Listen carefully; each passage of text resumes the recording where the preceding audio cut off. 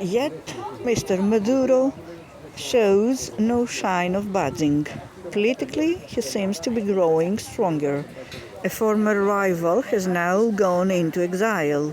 Juan Guaido, an opposition politician, had been recognized by more than 50 democratic governments in 2019 as the rightful president of Venezuela.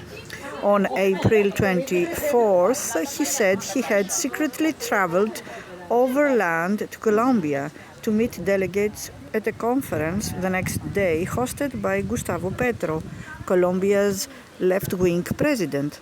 The aim of this conference was to bring together representatives of various governments to discuss Venezuela.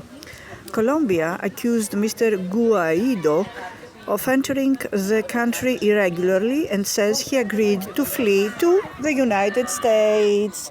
Mr. Guaido says he was deported.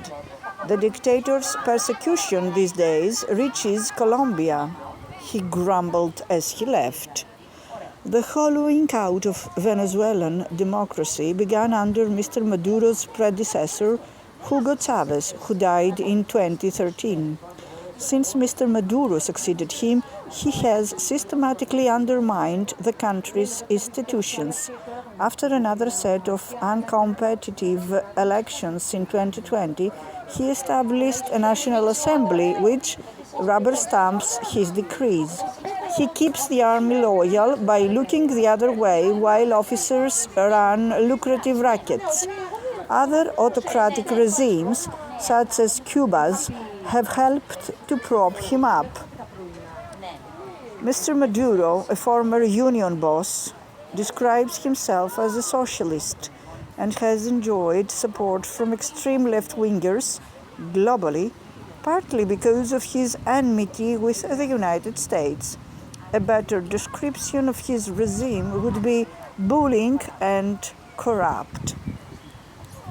Mr. Maduro's cronies are doing fabulously well. Venezuela is now the most unequal nation in Latin America, according to researchers at the Andrés Bello Catholic University in Caracas, the capital.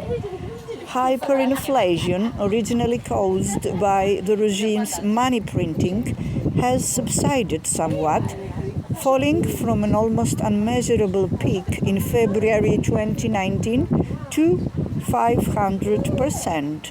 This is because Mr. Maduro's government has encouraged those who can to give up on the local currency and use American dollars instead.